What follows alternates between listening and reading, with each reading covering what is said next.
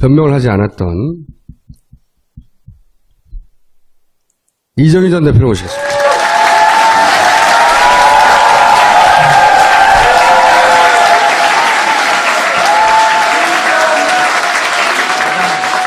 네, 오래간만에 인사드립니다. 이정희입니다. 반갑습니다. 정치를 다시 시작하려고 하는 건 아니라는 말을 제가 들었어요. 네. 그래서 이제 그 좋다 그럼 자연 이정희로 얘기를 하자라고 제가 혹시 저자 이정희로 모신 건 아니에요? 그렇죠. 이 책을 썼대요. 이 책을 다시 시작하는 대화. 책 이야기는 하지 말고요. 본인이 대표였던 통합진보당의 강제 해산 있잖아요. 해산. 김영환 다이어리라고 하는 물건을 통해서 거기 봤더니 헌재 해산 과정에 김기춘 전 비서실장이 적극적으로 개입한 흔적이 나온 거죠. 지속적으로 모니터링 했을 뿐만 아니라 선고 전에도 결과를 알고 있었고, 근데 그게 다이어리를 통해서 우리가 파편적으로 얻은 정보인데 실제 그 일을 겪었던 사람으로 당시에는 말할 수 없었는데 지금 이 자리에서 꼭 밝혀두고 싶은 몇 가지 지점이 있으면 일단 그 얘기부터 하죠. 근데 그렇게 바로 훅 들어가요? 왜냐하면 통합진보당의 마지막 대표였기 때문에 이 사건은 얘기해놓고 나머지 얘기를 해야 되는 것 같아요. 나 같으면 근황부터 좀 여쭤보겠네요. 잘 살고 있겠죠 뭐. 앞으로 정치를 하지 않겠다는 뜻을 얼핏 주변 지인한테는 밝히셨다고 하는데 앞으로 영원히 할지 안 할지 모르겠으나 안 한다 하더라도 이거는 마무리 지어야 된다 이거죠. 제가 보기에는 마지막 대표였기 때문에. 어떻게 이야기를 시작해야 할까요? 통합진보당 강제 해산 과정에 대해서는 당시 많은 여야 정치권에서 헌법재판소 결정을 존중한다는 것으로 일단락되어진 것처럼 여겨져 왔습니다. 하지만 저희는 이 사건에 틀림없이 정치공작의 내막이 있을 것이라고 생각해왔고, 그것이 김영환 민정수석의 업무일지가 드러나면서 그 전모의 아주 일부가 이제 밝혀지기 시작했다고 생각합니다.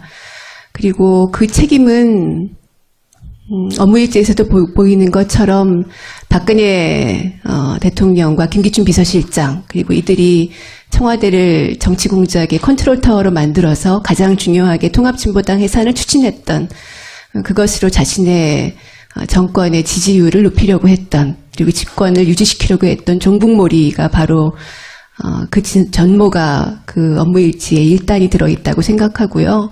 아마 그 지난번에 김재현 국회의원이 나오셔서 간단하게 이야기를 하신 것으로 알고 있습니다. 몇 가지 주목할 만한 사안들은 2014년이죠.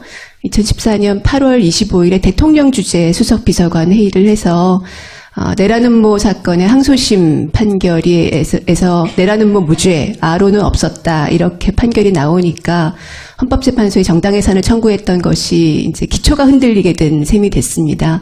어떻게 할지를 법무부 TF와 같이 협의를 해서 종합대책을 박근혜 대통령 주재하에 마련하죠. 그리고 그것이 실행된 것들이 나와 있습니다. 10월 4일에는 연내선고라는 김기춘 비서실장의 메모와 함께 통합진보당 판결 연내선고할 거다 이렇게 나와 있고요. 그것은 당시에 내란음모 사건에 대해서 1심에서는 유죄, 2심에서는 무죄 이렇게 나왔기 때문에 보통 통상적으로는 3심까지 기다려보고 하는 것이 상식적일 것이다 이렇게 모두들 생각했는데 기다리지 않고 연내에 판결하겠다 이렇게 헌법재판소하고 입장을 맞춘 것으로 나와 있고, 그리고 그 이후에 즉각적으로 현재의 재판 절차들이 매우 빠르게 그 바뀐 방침에 따라서 진행이 됐습니다. 그리고 12월 17일 기억하시겠지만 이미 그 12월 19일 대통령 당선 2주년에 통합진보당 강제해산 판결이 있었는데요. 아, 그 2주년이었죠. 맞아. 네. 맞춰서 한 그렇습니다. 거예요. 2주년. 네. 2주년 선물. 네. 네. 그런데 19일 이전인 이틀 전에 이제 판결 선고일자가 통보가 됐는데요. 이미 그 날짜에 이틀 전 15일 월요일에 이미 입수한 것으로 보이는 메모가 그 김영환 업무일지에 적혀 있었습니다. 통합진보당 해산. 해산 확정이라고 적혀 있었습니다. 선거 4일 전인 거죠, 그러니까. 그렇습니다. 예. 그래서 헌법재판소의 재판관들, 특히 의심스러운 대목은 박한철 헌법재판소장이지요. 왜냐하면 10월 달에 이미 연내선고라는 말이 나오자마자 얼마 직후에 박한철 소장이 새누리당 의원들 포함해서 국회의원들이 있는 자리에서 연내선고할 것이다 이렇게 이야기를 했었던 적이 있기 때문에 그 헌법재판소의 소장 또는 재판관 내부자와 내통이 있었을 것으로 여겨집니다. 여기까지는 지난번에 김재현 의원과 함께 들으셨던 것이고요. 오늘 조금 더 말씀드리고 싶은 것은 과연 이 일을 기도한 사람들은 어떤 사람들이었나, 무엇을 하려고 했던가입니다. 제가 이 김영환 민정수석 업무일지를 이제 한겨레에서 이제 얼마 전에 전체를 이제 보여주시면서 그래서 보기도 했고, 근데 거기에서 놀란 것은 통합진보당을 해산시킨 것이 자신의 정권의 최대의 치적이라고 생각했고, 그리고 해산 이후에 12월 21일자에는 공무원들에게 주의 프로그램을 만들어서 헌법재판소 해산 결정이 정당하다는 것을 주입하겠다라는 이야기가 나옵니다. 그리고 12월 29일에는 공무원들뿐만 아니라 중등교사 지침에도 헌법재판소 결정을 넣겠다. 심지어 초등 교과서에는 내년부터 넣겠다 하는 이야기까지 나옵니다. 저는 그것을 보면서 이것이 실제로 청와대에서 기획하고 실행 계획을 세웠던 것이기 때문에 김영환 업무일지에 나왔을 텐데요. 제 이름이 초등학교 교과서에 실릴 뻔했구나. 그래서 아이들한테 그 얘기를 했더니 저희 아이들도 굉장히 그 대목이 섬찟했던 것 같아요. 실제로 유신 시대의 국정 철학을 전 국민에게 확산시키는 것을 목표로 했던 것으로 보이고, 그 가장 핵심적인 사례로 통합진보당 해산을 들었던 것 같습니다. 그래서 최근에도 박근혜 대통령이 본인이 가장 잘한 일이 뭐라고 생각하냐, 황교안 총리도 마찬가지인데요. 통합진보당 해산이다 이렇게 이야기하는 것이 그동안 이 한국 사회에 쌓여왔던 70년의 분단의 적대의식, 그리고 끊임없이 내부의 적을 누군가를 찾아내서 이 사람들 때문에 우리가 불안해라고 불안감을 조성하고 이 사람들을 때려잡아야 돼라는 어떤 적대감, 증오, 이것을 불러일으키면서 자신들이 이런 내부의 적들로부터 나라를 지켜줄 사람이야 라고 국민들에게 주입시키고 싶었던 그 생각이 아직도 남아있지 않는가. 이제는 이런 생각을 더 이상 하지 못하도록 탈출하는 것이 박근혜 정권, 이명박 박근혜 정권 9년이 남긴 쌓이고 쌓인 적폐에서 탈출하는 것 아니겠나, 이런 생각을 해보게 됩니다. 근데 생각해보면 통합진보당이 그렇게 자신들한테 위협이 되는 세력은 아니었잖아요. 그렇습니다. 국회 내에서도 적은 의석수밖에 네. 없고. 복잡하게 생각하지 마시고요. 토론회 때 최순실이 그 토론회 보고 미운 거예요. 저는 최순실과 관련된 모든 사안들은 아주 심플하게 이해해서 돈이나 미운 거예요. 그랬을 수 있겠죠. 그리고 김기춘 비서실장 같은 경우에는 이 좌파의 씨를 말려야 된다. 네. 그것이 자신의 이 땅에 태어난 목적이라고 생각하는 사람이라 이런 결과가 나온 거죠. 네. 그래서 기억을 잘 모르시는 분들이 많은데 2심에서 무죄가 났어요. 우리가 남아있는 기억은 해산된 것밖에 없잖아요. 2심에서 무죄가 났다고요. 그래서 이거는 해산이 안 될 거라고 다들 전망을 했거든요. 근데 혹여 대법원에서 무죄가 나면 안 되잖아. 그러니까 그 전에 해산시켜버린 거죠. 그거예요, 심플하게. 그렇게 만들 수 있는 힘을 가진 사람들은 그때 뭐 대통령밖에 없는 거지. 대통령이 그렇게 하라고 한 거지. 그렇게 보입니다. 김기춘이 그렇게 실행을 한 것이고, 실제로는 2심에서는 무죄가 났던 거예요. 해산이 안 될 가능성이 대단히 높았던 거예요. 아론은 없다고. 응? 내란 음모는 없다고 나왔거든. 기억 안 나죠? 안 나지? 대법원 판결도 역시 항소심 판결과 같이 네. 내란 음모도 없었고 네. 아로도 없었다, 이렇게 판결이 났습니다. 그 판결이 난 것이 정당해산 판결이 나고 나서 한 달여 뒤였는데요. 그 대법원 판결을 받아보고 나니까 굉장히 허탈하더라고요. 너무 골 때리는 거죠. 돌이킬 수가 없어요. 근데 진짜 억울한 거지.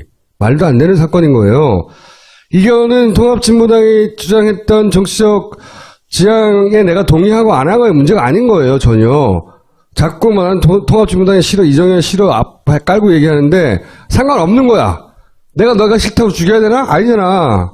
자, 근데 하여튼 최순실 때문에 내가 보기엔. 책에 여기에 오랫동안 하고 싶은 얘기를 담았나 봐요. 이제 현실 정치를 하지 않더라도 앞으로 내가 자연인 이정희로서 해야 되는 이야기. 두 가지 큰 주제가 있다고 제가 들었거든요. 제가 한 3분 정도 들을 테니까. 네. 고맙습니다. 3분을 주셔서요. 먼저 전제해야 될 것은 그러니까 정치를 하지 않는다라는 표현은 그동안 제가 하지 않아 왔습니다. 왜냐하면 한국 사회에서 살아가는 또는 모든 어디에 살아가든 많은 사람들이 존재하는 것만으로도 정치에 참여하고 정치적인 의견을 내놓고 있는 것이잖아요. 그래서 정치를 하지 않는다는 그 표현하는 건 잘 맞지 않는 것 같아서 그 표현은 쓰진 않았고요.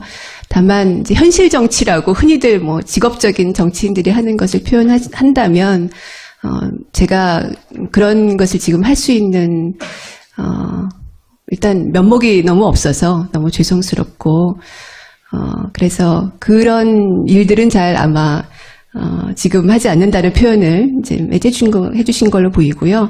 책은 두 가지 이야기를 썼습니다. 첫 번째는 박근혜 대통령의 당선 그리고 박근혜 최순실 게이트는 도대체 무엇이 만들어낸 것이냐. 이걸 이 시점에서 한번 짚어볼 필요가 있지 않을까 생각합니다. 그러니까 속아서 뽑은 것일까에 대해서 저는 아니야 속은 거 아닌 것 같아. 우리 국민들이 속을 만큼 그렇게 수준이 낮은 사람들이 아니야. 사실 저는 그렇게 생각했어요. 부정선거예요. 부정선거. 굉장히 오늘 쉽게 얘기하는데. 네, 그럴 가능성과 또 함께 또 하나는 당시에 그 선거를 앞두고 온갖 종편들이 종북몰이를 했지 않습니까? 국정원의 댓글 부대가 한 것이 종북몰이고요. 통합진보당의 해산, 야권연대 파산 역시 종북몰이로 만들어냈죠. 그런 상황에서는 국민들이 그동안 70년 분단 속에서 살아오면서 어쩌면 이게 색깔론의 색안경을 자신도 모르게 끼게 되는데 이것이 종북몰이가 하도 심하다 보니까 이번 대통령은 적들로부터 있을지도 모르는 북으로부터 또는 내부에 있을지도 모르는 적들로부터 대한민국을 지켜야 될 사람은 누구냐 라는 어떤 판단 기준으로 암암리에 만들어져 왔던 것이 아닌가 생각합니다. 그런 상황에서는 아무리 어떤 후보가 군복을 한번 입고 나온다고 해도 그런 기준으로 놓고 보면 박근혜밖에 찍을 사람이 없다고 생각하는 결론을 내리는 분들이 있었겠죠. 저는 우리 사회가 이명박 박근혜의 적폐로부터 이제 탈출하려면 이 종북몰이로부터 이제는 끝을 한번 내야 되겠다 이런 생각을 하고 이 책에 한마디를 썼고요. 또 하나는 진보정치가 진보정당이 그때 몰락했던 것이 우리 내부의 문제 그리고 진보정치가 스스로 재활대를 못했던 문제에 분명히 책임이 있다고 생각합니다. 제가 가장 큰 책임자이고요. 그 첫 번째는 진보정치의 존재 가치, 존재 의미.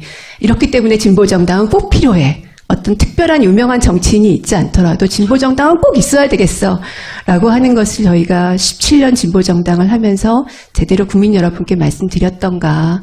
한국 사회 가장 중요한 문제인 비정규직 문제, 청년 노동 문제에 대해서 얼마나 책임 있게 진보정당다운 책임을 대안을 내놓고 실행했던가 하는 점에서 부끄러움이 굉장히 많습니다. 내부의 갈등이 국민 여러분께 굉장히 큰 실망을 드렸을 것이고요. 이런 문제들을 극복해 나가면서 진보정치가 다시 한번 존재 의미, 진짜 진보정당은 유명한 사람 아무도 없어도 평범한 사람들이 만들어 나가는 사람들이 사람답게 살고 주권자로서 국민이 존재할 수 있게 하는 그 과정에서 진보정당이 꼭 있어야 되겠다.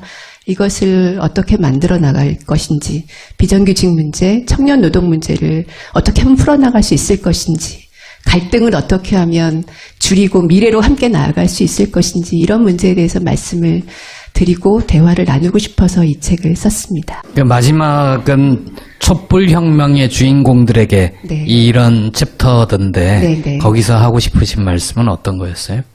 정치에 대해서 혐오를 가지신 분들이 많잖아요. 정치가 더럽다고 생각하시는 분들이 많으시고, 그런데 저는 정치에 대해서 지금은 혐오로 대응하실, 말하자면 선거 보이콧 이렇게 대응하실 때가 아니라 적극적으로 참여하셔야 될 때라는 말씀을 다시 한번 드리고 싶었어요. 왜냐하면 한국 정치는 보이콧가 얼마나 무서운 것인지를 체감할 수 없는 장치를 이미 만들어 놨거든요. 아무리 적은 수가 투표를 해도 당선이 됩니다. 심지어 경쟁자가 없으면 무투표 당선이 됩니다. 모든 선거에서. 그래서 의사표시를 하지 않고 그냥 무시하면, 외면하면 그것이 곧 찬성의 뜻으로 오해될 소지가 굉장히 크다는 것이죠. 그래서 정치가 아무리 혐오스럽더라도 지금은 참여하셔서 바꾸셔야 할 때다. 이 말씀을 드리고 싶었고요. 또 하나는 이번 이제 박근혜 최순실 게이트를 보면서 엄청난 어마어마한 돈이 오가고 수많은 기업들이 뇌물을 주고 그리고 수많은 부정과 비리들이 있었잖아요. 이것을 고작 한두 사람이 실행할 수 없는 것 아닙니까? 매우 많은 증인들이 있을 수밖에 없지요. 그런데 지금까지 아무에게도 알려지지 않은 채로 꼭꼭 닫힌 채로 몇 년을 온 거잖아요. 이것을 앞으로 예방하기 위해서 우리는 이런 상황을 극복하기 위해서 무엇을 해야 될까? 영혼 없는 엘리트, 영혼 없는 전문가가 되지 않을 것이 필요한 것 아닌가. 자기 스스로의 용기, 그리고 다른 사람이 뭔가 나에게 그런 문제를 접했을 때, 야, 너한테는 그래도 의논해보고 싶어 라고 하는 신뢰를 주는 사람으로서, 각각의 국민들이 변해가는 것이 필요하지 않을까. 그리고 그런 과정에서, 그런 국민이 조금 더 힘을 낼 수 있는, 국민이 주권자로서 1년에 한 번, 4년에 한 번, 5년에 한 번 투표하는 것을 넘어서서 직접 사회를 좀 더 강하게 변화시킬 수 있는 힘을 만드는 것으로서 노동조합에 가입하시는 것, 또는 진보정당과 함께 하시는 것, 이런 노력들이 조금 더 필요하지 않겠나 하는 말씀을 드리고 싶었고요. 책에서 조금 더 차분하게 접해보실 수 있을 것 같습니다. 다만 이것은 저도 아직 숙고가 부족하고 그동안 경험도 작기 때문에 여러 가지 미흡한 점들이 있을 것 같습니다. 제가 이 책에서 말씀드리고 싶었던 것은, 시도하고 싶었던 것은 대화입니다. 이야기를 나누고 싶다. 그럼 진보 앞으로- 정치가 아주 멀었다면 가깝게. 그럼 이 책을 내고 앞으로 북콘서트를 하면서 대화를 하는 거예요? 북콘서트를 하기에는 정말 제가 너무 면목이 없고요. 대화를 어떻게 책만 내고 나서 대화를 할 창구가 없잖아요. 좀 더 이야기를 많이 듣고 싶기 때문에 저는 근데 그동안 그런 자리를 혼자 만들었으면 꾹꾹 싶기도 숨어 있었어요. 했어요. 혼자. 왜 안 나오고. 그렇게 나오라고 해도 내가 안 된다고, 안 된다고. 사실 너무 죄송했고요. 그동안 이제 여러 가지 어려움들도 있었지만, 이제 통합진보당이 해산되면서 저희에게 제가 가장 가슴이 아팠던 것은 어쨌든 저희가 굉장히 적은 수고 또 국민들의 마음에서 많이 떠나 있었지만, 그래도 정부 여당에 대해서 이런 일은 하면 안 돼, 이건 잘못된 거야 라고 말하는 최소한의, 그냥 아주 최소한의 보루 정도의 역할을 조금이나마 하려고 노력했다고 생각해요. 그런데 그리고 종북몰이에 대해서 저항하는 최후의 어떤 존재로서는 있었다고 생각해요. 그런데 그런 존재로서 역할도 이제는 하지 못하게 되고, 많은 분들이 더 힘든 일을 겪으시고, 세월호 가족들 종북몰이 당하고 백남기 선생님 돌아가시고, 이런 것이 우리가 좀 더 열심히 해서 이겼었다면, 지지 않았었다면 조금이라도 막을 수 있지 않았을까? 이런 회한이 굉장히 많아서 사실 너무 죄송했어요. 그리고 가끔 이제 제가 가끔 당원이었어요 이렇게 말씀하시는 분들을 가끔 만날 때가 있어요. 정말 고개를 못 들겠는 거예요. 지금도 그런 마음이 채 가시지는 않았습니다. 그래서 하지만 책을 팔아야 되니까. 그래도 대화에 나가는 것이 필요하다면 그렇게는 용기를 내야 되겠다고 생각했습니다. 근데 이거는 내가 말은 안 하셨지만, 그리고 본인 스스로 말을 할 수 없을지 모르겠지만, 이게 밖으로 나가는 게 무서웠죠. 무섭다기보다는 면목이 없어서요. 무서운 거야. 왜냐면 이게 이제 이정희 때문에 대선이 졌다고 하는 건 진보적인 커뮤니티 게시판에서도 많이 있었어요. 그게 바로 그 보수 애들이 좋아하는 놀이라고, 그 프레임에 놀아나는 거라고. 그리고 또 말씀하신 나 때문에 당대표로 당이 공중분해되는 거를 나 때문이라기보다 내가 막지 못했다. 그런 얘기 하는데, 예를 들어서, 이런 데 나와가지고 내가 무슨 현안에 대해서 막 물어봐. 어쨌든 의견을 말했어. 그러면 통진당의 개수가 다시 기어 나와서, 이렇게 표현할 거예요. 기어 나와서, 어쩌고저쩌고 한다는 게, 뭐 보수 매체나 저쪽에 이용을 할 거 아니에요? 아니, 그거는 이미 벌써 진행되고 있어요. 광화문에 종북 세력들이 다시 등장했다, 주도하고 있다. 이런 공격들은 늘 하죠. 근데 이제 이정희가 직접 나온 건 차원이 다르죠. 개수가 나타났으니까. 종종 교수가 출몰하기도 했어요. 거기는 개인으로 간 거고. 그런데 그렇게 내가 나가는 것이 혹여 이 전국에 그들에게 이용당해 피해를 줄까봐, 혹은 나의 어쨌든 동지들에게 피해가 될까봐, 본인이 아닌데, 그렇게 이용당할 걸 두려워했죠. 했어.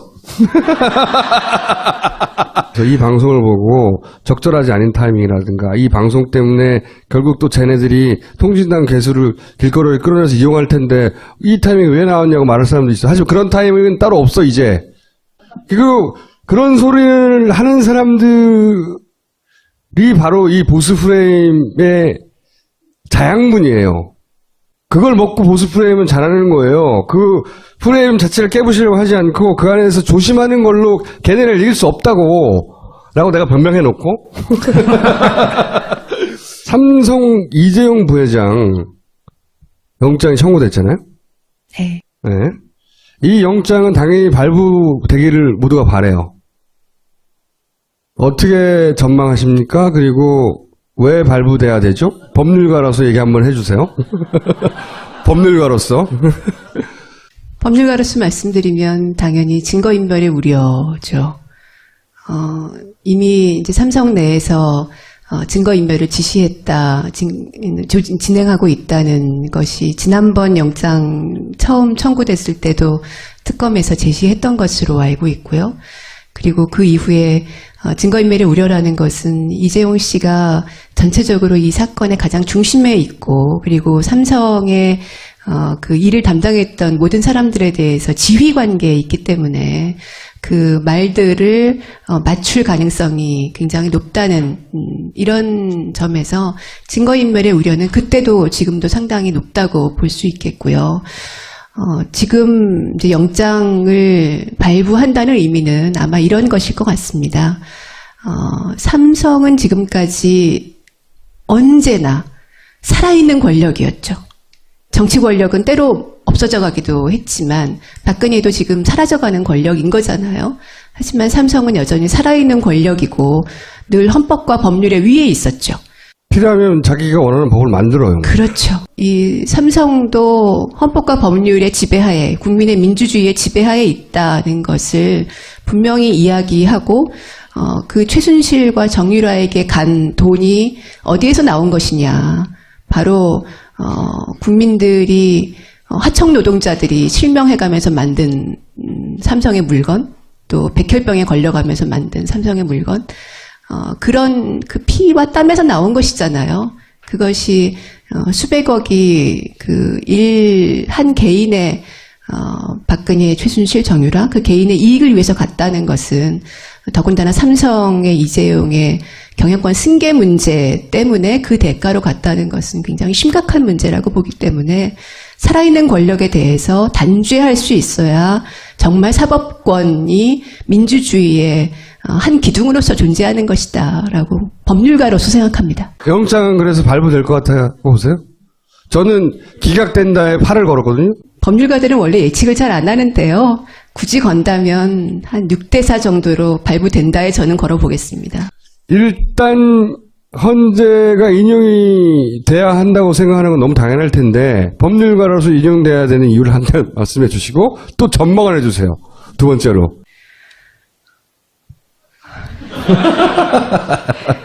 인용되어야 하는 이유를 법률가로서 말씀드리면 대통령이 가장 중요하게 자신이 대통령으로서 국민으로부터 권력을 위임받았는데 그것을 실제로 최순실이라는 전혀 어떤 공적인 국민의 위임도 받지 않은 검증도 거치지 않은 사람에게 공무상 비밀을 누설하면서 의논하고 그리고 그 최순실이 만든 어떤 구도에 따라서 국정을 운영하는 모습을 보여왔지 않습니까?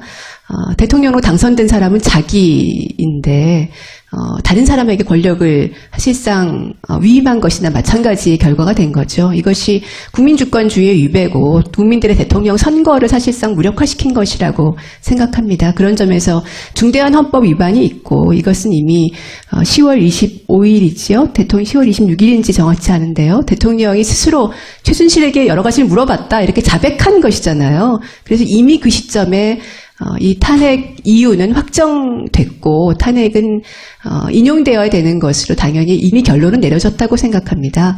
이제 그 이후에 뭐 뇌물죄 등도 역시 증거로 지금 그 안종범 수석이라든가 여러 가지 증거들로 분명하게 드러나고 있어서 인용 결정이 나와야 되는 것은 당연한 것으로 생각하는데요. 다만 저도 우려가 있습니다. 그러니까 이제 말씀 주신 대로 헌법재판소의 재판관 구성 자체가 상당히 편향되어 있다는 것은 이미 통합진보당 해산 결정에서 8대1로 드러난 것이잖아요. 그래서 그것이 그런 편향된 구성 때문에 사실상 야당 추천 인사 한 사람 이외에는 다 정부 여당의 입김이 들어간 사람으로 재판관이 구성되고 있는 것이죠. 이런 점에서 과연 기각 결정이 나올 가능성이 0%도 없다. 이렇게 장담할 수 없다고 생각합니다.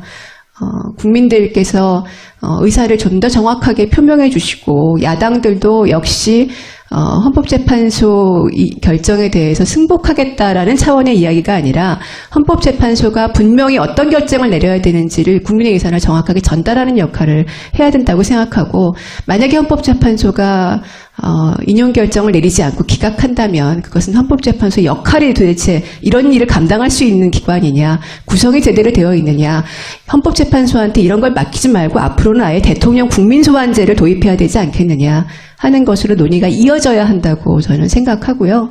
이런 법률가로서 생각과는 조금 더 한 발 더 나가면 뭐 저자로서 드리는 말씀이기도 한데 기각된다면 오판이죠. 분명하게 국민들이 이미 본인 스스로 박 대통령이 자백했고 범법 위반 사실을 자백했고 국민들이 범죄 사실의 증거를 알고 있는데 기각한다면 오판인 것이죠. 그런데 이 오판에 대해서 어떻게 할 것이냐.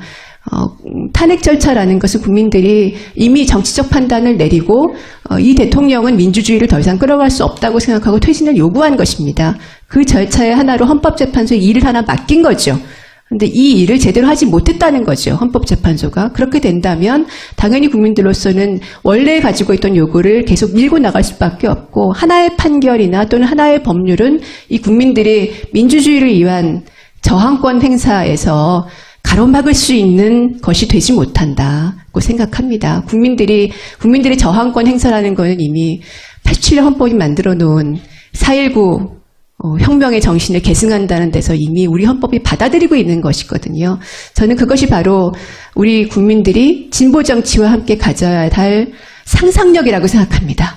가로막히지 말고 헌법과 법률과 어떤 하나의 판결을 가로막히지 말고 민주주의를 위해서 한국 사회가 어떻게 변화해야 되는지를 꾸준히 밀고 나가는 힘, 그것이 바로 작년 겨울부터 시작된 촛불 혁명이라고 생각하고요. 이것이 민주주의의 완전한 완성으로 주권자 선언의 승리로 귀결되기를 바랍니다. 별로 비문이 없어. 비문이 길게 얘기하는데 딱질세게 아주. 혹시 내가 여기 나가면 꼭 이 말은 하고 와야지 이런 거 있었어요? 근데 안 물어봐서 못하는 게 있나요? 많이 죄송하다는 말씀을 드리고 싶었습니다. 자, 여기까지 하겠습니다.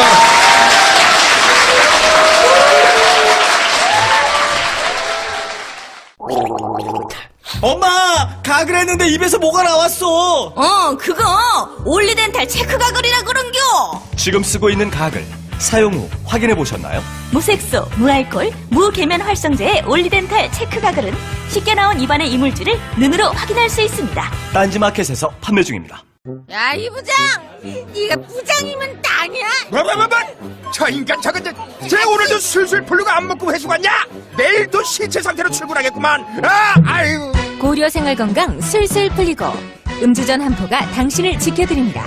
특허받은 천연 유래 성분 숙취 해소제 술술 풀리고를 은하계 최저가로 딴지마켓에서 만나보세요. 3월 13일 이전에 우리가 예상하듯이 3월 9일 정도에 그 결론이 나면 탄핵하라고 외칠 기회가 딱 낮은 사람들이 아니야. 사실 저는 그렇게 생각했어요. 부정선거예요. 부정선거. 굉장히 오늘 쉽게 얘기하는데. 네, 그럴 가능성과 또 함께 또 하나는 당시에 그 선거를 앞두고 온갖 종편들이 종북몰이를 했지 않습니까? 국정원의 댓글 부대가 한 것이 종북몰이고요. 통합진보당의 해산, 야권연대 파산 역시 종북몰이로 만들어냈죠. 그런 상황에서는 국민들이 그동안 70년 분단 속에서 살아오면서 어쩌면 이게 색깔론의 색안경을 자신도 모르게 끼게 되는데 이것이 종북몰이가 하도 심하다 보니까 이번 대통령은 적들로부터 있을지도 모르는 북으로부터 또는 내부에 있을지도 모르는 적들로부터 대한민국을 지켜야 될 사람은 누구냐 라는 어떤 판단 기준으로 암암리에 만들어져 왔던 것이 아닌가 생각합니다. 그런 상황에서는 아무리 어떤 후보가 군복을 한번 입고 나온다고 해도 그런 기준으로 놓고 보면 박근혜밖에 찍을 사람이 없다고 생각하는 결론을 내리는 분들이 있었겠죠. 저는 우리 사회가 이명박 박근혜의 적폐로부터 이제 탈출하려면 이 종북몰이로부터 이제는 끝을 한번 내야 되겠다 이런 생각을 하고 이 책에 한마디를 썼고요. 또 하나는 진보정치가 진보정당이 그때 몰락했던 것이 우리 내부의 문제 그리고 진보정치가 스스로 재활대를 못했던 문제에 분명히 책임이 있다고 생각합니다. 제가 가장 큰 책임자이고요. 그 첫 번째는 진보정치의 존재 가치, 존재 의미. 이렇기 때문에 진보정당은 꼭 필요해. 어떤 특별한 유명한 정치인이 있지 않더라도 진보정당은 꼭 있어야 되겠어 라고 하는 것을 저희가 17년 진보정당을 하면서 제대로 국민 여러분께 말씀드렸던가 한국 사회 가장 중요한 문제인 비정규직 문제, 청년 노동 문제에 대해서 얼마나 책임 있게 진보정당다운 책임을 대안을 내놓고 실행했던가 하는 점에서 부끄러움이 굉장히 많습니다. 내부의 갈등이 국민 여러분께 굉장히 큰 실망을 드렸을 것이고요. 이런 문제들을 극복해 나가면서 진보정치가 다시 한번 존재 의미, 진짜 진보정당은 유명한 사람 아무도 없어도 평범한 사람들이 만들어 나가는 사람들이 사람답게 살고 주권자로서 국민이 존재할 수 있게 하는 그 과정에서 진보정당이 꼭 있어야 되겠다. 이것을 어떻게 만들어 나갈 것인지, 비정규직 문제, 청년 노동 문제를 어떻게 하면 풀어나갈 수 있을 것인지, 갈등을 어떻게 하면 줄이고 미래로 함께 나아갈 수 있을 것인지 이런 문제에 대해서 말씀을 드리고 대화를 나누고 싶어서 이 책을 썼습니다. 그 마지막은 촛불혁명의 주인공들에게 네. 이런 챕터던데 네, 네. 거기서 하고 싶으신 말씀은 어떤 거였어요? 적은 해산된 것밖에 없잖아요. 2심에서 무죄가 났다고요. 그래서 이거는 해산이 안 될 거라고 다들 전망을 했거든요. 근데 혹여 대법원에서 무죄가 나면 안 되잖아. 그러니까 그 전에 해산시켜버린 거죠. 그거예요, 심플하게. 그렇게 만들 수 있는 힘을 가진 사람들은 그때 뭐 대통령밖에 없는 거지. 대통령이 그렇게 하라고 한 거지. 그렇게 보입니다. 김기춘이 그렇게 실행을 한 것이고 실제로는 2심에서는 무죄가 났던 거예요. 해산이 안 될 가능성이 대단히 높았던 거예요. 아론은 없다고. 응? 내란 음모는 없다고 나왔거든. 기억 안 나죠? 안 나지? 대법원 판결도 역시 항소심 판결과 같이 네. 내란 음모도 없었고 네. 아로도 없었다. 이렇게 판결이 났습니다. 그 판결이 난 것이 정당해산 판결이 나고 나서 한 달여 뒤였는데요. 그 대법원 판결을 받아보고 나니까 굉장히 허탈하더라고요. 너무 골 때리는 거죠. 돌이킬 수가 없어요, 근데. 진짜 억울한 거지. 말도 안 되는 사건인 거예요. 이거는 통합진보당이 주장했던 정치적 지향에 내가 동의하고 안 하고의 문제가 아닌 거예요, 전혀. 자꾸만 통합진보당이 싫어, 이정현 싫어, 앞에 깔고 얘기하는데 상관없는 거야. 너가 싫다고 죽여야 되나? 아니잖아. 자, 근데 하여튼 최순실 때문에 내가 보기엔. 책에 여기에 오랫동안 하고 싶은 얘기를 담았나 봐요, 이제. 현실 정치를 하지 않더라도 앞으로 내가 자연인 이정희로서 해야 되는 이야기. 두 가지 큰 주제가 있다고 제가 들었거든요. 제가 한 3분 정도 들을 테니까. 네. 고맙습니다. 3분을 주셔서요. 먼저 전제해야 될 것은 그러니까 정치를 하지 않는다라는 표현은 그동안 제가 하지 않아 왔습니다. 왜냐하면 한국 사회에서 살아가는 또는 모든 어디에 살아가든 많은 사람들이 존재하는 것만으로도 정치에 참여하고 정치적인 의견을 내놓고 있는 것이잖아요. 그래서 정치를 하지 않는다는 그 표현하는 건 잘 맞지 않는 것 같아서 그 표현을 쓰지는 않았고요. 다만 이제 현실 정치라고 흔히들 뭐 직업적인 정치인들이 하는 것을 표현한다면 제가 그런 것을 지금 할 수 있는 일단 면목이 너무 없어서 너무 죄송스럽고 그래서 그런 일들은 잘 아마 지금 하지 않는다는 표현을 이제 해주신 걸로 보이고요. 책은 두 가지 이야기를 썼습니다. 첫 번째는 박근혜 대통령의 당선 그리고 박근혜 최순실 게이트는 도대체 무엇이 만들어낸 것이냐. 이걸 이 시점에서 한번 짚어볼 필요가 있지 않을까 생각합니다. 그러니까 속아서 뽑은 것일까에 대해서 저는 아니야, 속은 거 아닌 것 같아. 우리 국민들이 속을 만큼 그렇게 했던 종북몰이가 바로 그 전모가 그 업무일지에 일단이 들어있다고 생각하고요. 아마 그 지난번에 김재현 국회의원이 나오셔서 간단하게 이야기를 하신 것으로 알고 있습니다. 몇 가지 주목할 만한 사안들은 2014년이죠. 2014년 8월 25일에 대통령 주재 수석비서관 회의를 해서 내란음모 사건의 항소심 판결에서 내란음모 무죄, 아로는 없었다 이렇게 판결이 나오니까 헌법재판소에 정당 해산을 청구했던 것이 이제 기초가 흔들리게 된 셈이 됐습니다. 어떻게 할지를 법무부 TF와 같이 협의를 해서 종합대책을 박근혜 대통령 주재하에 마련하죠. 그리고 그것이 실행된 것들이 나와 있습니다. 10월 4일에는 연내선고라는 김기춘 비서실장의 메모와 함께 통합진보당 판결 연내선고할 거다 이렇게 나와 있고요. 그것은 당시에 내란음모 사건에 대해서 1심에서는 유죄, 2심에서는 무죄 이렇게 나왔기 때문에 보통 통상적으로는 3심까지 기다려보고 하는 것이 상식적일 것이다 이렇게 모두들 생각했는데 기다리지 않고 연내에 판결하겠다 이렇게 헌법재판소하고 입장을 맞춘 것으로 나와 있고 그리고 그 이후에 즉각적으로 현재의 재판 절차들이 매우 빠르게 그 바뀐 방침에 따라서 진행이 됐습니다. 그리고 12월 17일 기억하시겠지만 이미 그 12월 19일 대통령 당선 2주년에 통합진보당 강제해산 판결이 있었는데요. 아, 그게 2주년이었죠, 맞아. 네. 맞춰서 한 그렇습니다. 거예요, 2주년. 네. 2주년 선물. 네. 네. 그런데 19일 이전인 이틀 전에 이제 판결 선고일자가 통보가 됐는데요. 이미 그 날짜에 이틀 전 15일 월요일에 이미 입수한 것으로 보이는 메모가 그 김영환 업무일지에 적혀 있었습니다. 통합진보당 해산. 해산 확정이라고 적혀 있었습니다. 선고 4일 전인 거죠, 그러니까. 그렇습니다. 예. 그래서 헌법재판소의 재판관들, 특히 의심스러운 대목은 박한철 헌법재판소장이지요. 왜냐하면 10월 달에 이미 연내선고라는 말이 나오자마자 얼마 직후에 박한철 소장이 새누리당 의원들 포함해서 국회의원들이 있는 자리에서 연내선고할 것이다 이렇게 이야기를 했었던 적이 있기 때문에 그 헌법재판소의 소장 또는 재판관 내부자와 내통이 있었을 것으로 여겨집니다. 여기까지는 지난번에 김재현 의원과 함께 들으셨던 것이고요. 오늘 조금 더 말씀드리고 싶은 것은 과연 이 일을 기도한 사람들은 어떤 사람들이었나, 무엇을 하려고 했던가입니다. 제가 이 김영환 민정수석 업무일지를 이제 한겨레에서 이제 얼마 전에 전체를 이제 보여주시면서 변명을 하지 않았던 이정희 전 대표를 모시겠습니다.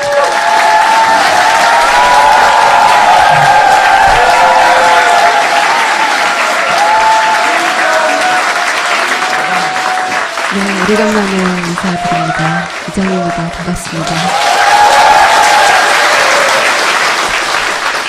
정치를 다시 시작하려고 하는 건 아니라는 말을 제가 들었어요. 네. 그래서 이제 그 좋다 그럼 자연 이정희로 얘기를 하자라고 제가 혹시 저자 이정희로 모신 건 아니에요? 그렇죠. 이 책을 이거 썼대요. 이 책을 다시 시작하는 대화. 책 이야기는 하지 말고요. 본인이 대표였던 통합진보당의 강제 해산 있잖아요. 해산. 김영환 다이어리라고 하는 물건을 통해서 거기 봤더니 헌재 해산 과정에 김기춘 전 비서실장이 적극적으로 개입한 흔적이 나온 거죠. 지속적으로 모니터링했을 뿐만 아니라 선고 전에도 결과를 알고 있었고, 근데 그게 다이어리를 통해서 우리가 파편적으로 얻은 정보인데 실제 그 일을 겪었던 사람으로 당시에는 말할 수 없었는데 지금 이 자리에서 꼭 밝혀두고 싶은 몇 가지 지점이 있으면 일단 그 얘기부터 하죠. 근데 그렇게 바로 훅 들어가요? 왜냐하면 통합진보당의 마지막 대표였기 때문에 이 사건은 얘기해놓고 나머지 얘기를 해야 되는 것 같아요. 나 같으면 근황부터 좀 여쭤보겠네요. 잘 살고 있겠죠, 뭐.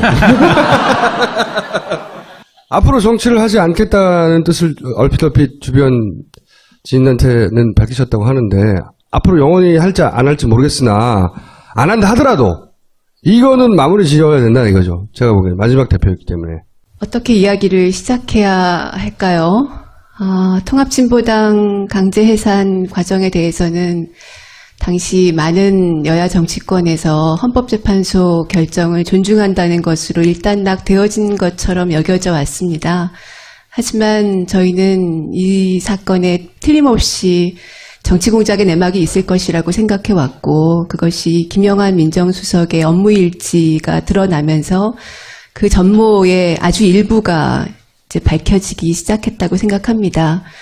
그리고 그 책임은 업무일지에서도 보이는 것처럼 박근혜 대통령과 김기춘 비서실장, 그리고 이들이 청와대를 정치공작의 컨트롤타워로 만들어서 가장 중요하게 통합진보당 해산을 추진했던, 그것으로 자신의 정권의 지지율을 높이려고 했던, 그리고 집권을 유지시키려고 보기도 했고, 근데 거기에서 놀란 것은 통합진보당을 해산시킨 것이 자신의 정권의 최대의 치적이라고 생각했고, 그리고 해산 이후에 12월 21일자에는 공무원들에게 주의 프로그램을 만들어서 헌법재판소 해산 결정이 정당하다는 것을 주입하겠다라는 이야기가 나옵니다. 그리고 12월 29일에는 공무원들뿐만 아니라 중등교사 지침에도 헌법재판소 결정을 넣겠다. 심지어 초등 교과서에는 내년부터 넣겠다 하는 이야기까지 나옵니다. 저는 그것을 보면서 이것이 실제로 청와대에서 기획하고 실행 계획을 세웠던 것이기 때문에 김영환 업무일지에 나왔을 텐데요. 제 이름이 초등학교 교과서에 실릴 뻔했구나. 그래서 아이들한테 그 얘기를 했더니 저희 아이들도 굉장히 그 대목이 섬찟했던 것 같아요. 실제로 유신 시대의 국정 철학을 전 국민에게 확산시키는 것을 목표로 했던 것으로 보이고, 그 가장 핵심적인 사례로 통합진보당 해산을 들었던 것 같습니다. 그래서 최근에도 박근혜 대통령이 본인이 가장 잘한 일이 뭐라고 생각하냐, 황교안 총리도 마찬가지인데요. 통합진보당 해산이다 이렇게 이야기하는 것이 그동안 이 한국 사회에 쌓여왔던 70년의 분단의 적대의식, 그리고 끊임없이 내부의 적을 누군가를 찾아내서 이 사람들 때문에 우리가 불안해라고 불안감을 조성하고 이 사람들을 때려잡아야 돼라는 어떤 적대감, 증오, 이것을 불러일으키면서 자신들이 이런 내부의 적들로부터 나라를 지켜줄 사람이야 라고 국민들에게 주입시키고 싶었던 그 생각이 아직도 남아있지 않는가. 이제는 이런 생각을 더 이상 하지 못하도록 탈출하는 것이 박근혜 정권, 이명박 박근혜 정권 9년이 남긴 그 쌓이고 쌓인 적폐에서 탈출하는 것 아니겠나 이런 생각을 해보게 됩니다. 근데 생각해보면 통합진보당이 그렇게 자신들한테 위협이 되는 세력은 아니었잖아요. 그렇습니다. 국회 내에서도 적은 의석수밖에 네. 없고. 복잡하게 생각하지 마시고 토론회 때 최순실이 그 토론회 보고 미운 거예요. 저는 최순실과 관련된 모든 사안들은 아주 심플하게 이해해서 돈이나 미운 거예요. 그랬을 수 있겠죠. 그리고 김기춘 비서실장 같은 경우에는 이 좌파의 씨를 말려야 된다. 네. 그것이 자신의 이 땅에 태어난 목적이라고 생각하는 사람이라 이런 결과가 나온 거죠. 네. 그래서 기억을 잘 모르시는 분들이 많은데 2심에서 무죄가 났어요. 우리가 남아있는 기억